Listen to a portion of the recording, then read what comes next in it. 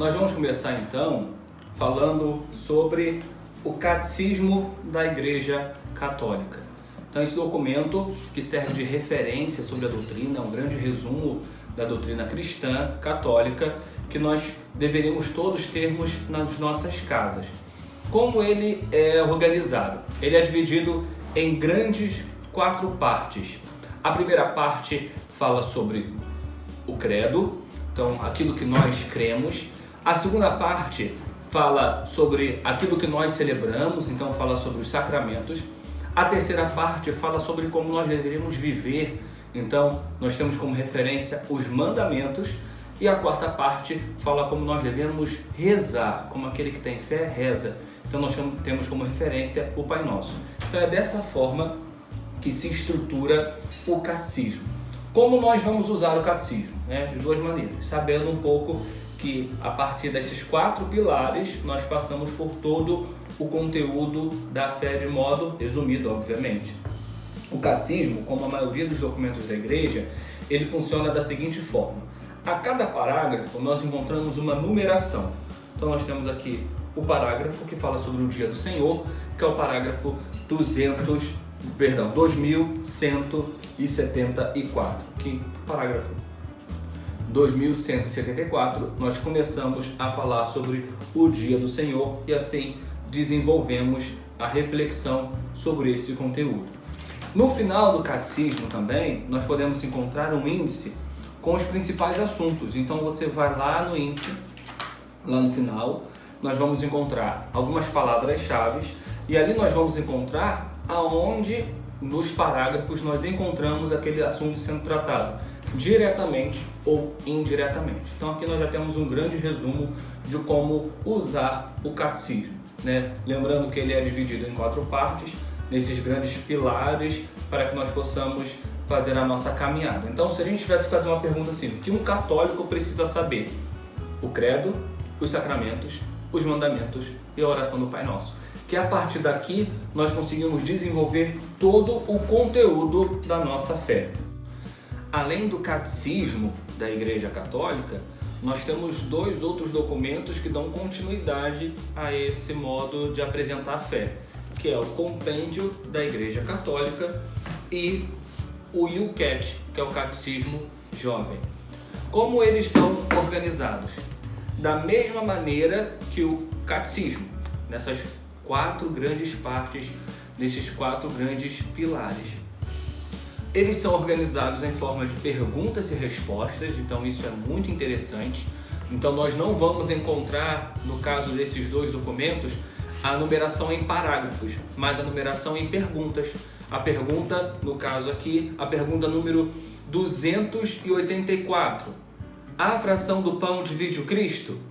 Essa resposta, que aqui está em 2 linhas, nós vamos encontrar no parágrafo 1377 do Catecismo, a resposta um pouco mais extensa. Então nós vamos sempre encontrar o número da pergunta, a resposta e no final da resposta o parágrafo do catecismo que se encontra essa resposta desenvolvida. O mesmo acontece no IUCAT. Qual é o conselho que eu dou? O compêndio ele é muito bom para a gente ter uma visão mais rápida sobre aquele conteúdo. O catecismo para a gente ter uma visão mais aprofundada do conteúdo. O IUCAT para aquele que está começando, porque ele sempre vai trazer muitas artes, muitos desenhos, muitas informações. Na margem nós sempre vamos encontrar uma curiosidade sobre aquele assunto. Mas o compêndio tem uma facilidade também interessante. Se você estiver preparando uma palestra, por exemplo, então você vai fazer o seu estudo, vai preparar o material e depois você pode dar uma olhada aqui no compêndio, como ele resume de um modo muito eficiente para você perceber se você não deixou de falar alguma coisa importante. Como ele tem essa capacidade de resumir, mas resumir com profundidade, então você vai dando uma olhadinha ali no compêndio, ver se ele já não considerou alguma coisa importante que você deixou de lado. A gente pode perceber aqui, o catecismo, o compêndio bem mais fininho, o IUCAT, porque ele traz outras informações, então ele é um pouquinho mais grosso, mas o IUCAT é ótimo para quem está começando. O compêndio é ótimo para quem quer relembrar ou então aquele que está preparando alguma formação, ele ajuda muito a organizar a ideia. E o catecismo, muito bom para a gente ter a visão mais aprofundada sobre os conteúdos da fé. Já aprendemos a usar esses 3 documentos. Outras orientações muito simples que nós vamos ter. Praticamente todos os documentos da igreja usam esse critério de numerar os parágrafos e assim nós indicamos aonde nós vamos encontrar aquele conteúdo. Então eu trouxe aqui o exemplo de um documento do Santo Padre, né? A Laudato Si. Então, da mesma forma, nós vamos encontrar as numerações dos parágrafos. Temos aqui o compêndio do Concílio Vaticano II, da mesma forma nós vamos encontrar os documentos e a numeração por parágrafos, e assim que nós indicamos aonde está aquele conteúdo que nós estamos abordando. Nós temos o Código do Direito Canônico, que é um pouquinho diferente, mas nada muito difícil, onde nós não costumamos a citar os parágrafos, mas nós citamos os cânones. Então, vou dizer assim, o cânon 301, então ali tem a norma da igreja, a regulamentação da igreja sobre aquele determinado assunto. E o cânon pode estar por sua vez, dividido em parágrafos. Cânon tal, parágrafo 1, parágrafo 2, parágrafo 3 e assim por diante. Uma curiosidade muito importante. Quando nós não citamos o direito canônico pelo parágrafo, pelo cânon, mas pela sua sigla, nós costumamos usar no meio acadêmico a sigla CIC, né, por conta do seu nome em latim. E por sua vez, o Catecismo da Igreja Católica é abreviado por CEC. Então, para não causar dúvida, né? CEC é o Catecismo e CIC é o Código de Direito Canônico. Para a gente terminar, né, que não poderia faltar, a Sagrada Escritura. Como que nós citamos a Sagrada Escritura? Acredito que todo mundo saiba como manusear, né? Encontrar os livros, aquele que está no início, olha lá no índice, com o tempo a gente vai meio que organizando na nossa mente onde fica cada um dos livros da Sagrada Escritura, mas nós católicos temos um jeito muito específico de fazer as citações. Como nós fazemos? Em primeiro lugar, nós colocamos o nome do livro bíblico, né? Muitas vezes abreviado.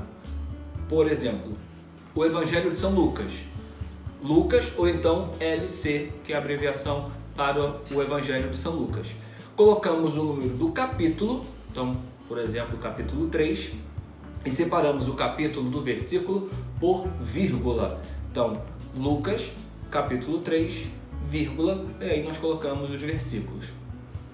Temos muitas maneiras de citar os versículos, né, de acordo com aquilo que nós queremos passar de informação. Mas a que nós mais costumamos usar, os recursos que nós usamos com mais frequência é quando nós quisermos falar assim, do versículo 5 ao versículo 10. Então nós vamos fazer Lucas, capítulo 3, vírgula, 5, traço, 10. Significa que é do versículo 5 até o versículo 10. Quando eu quiser falar apenas o versículo 5 e pular para o 10, Lucas 3,5.10. Nós temos outros sinais, ponto e vírgula, travessão, outros símbolos, mas aí é para uma citação mais rebuscada. O que nós usamos no dia a dia, basicamente são esses. O traço para dar continuidade entre um período de versículos, o ponto para pular de um versículo para o outro e a vírgula para separar capítulo de versículo. Espero ter ajudado, que a gente já possa começar as nossas formações conseguindo usar os documentos da igreja e tudo aquilo que nós temos como patrimônio de fé. Louvado seja o nosso Senhor Jesus Cristo, para sempre seja louvado.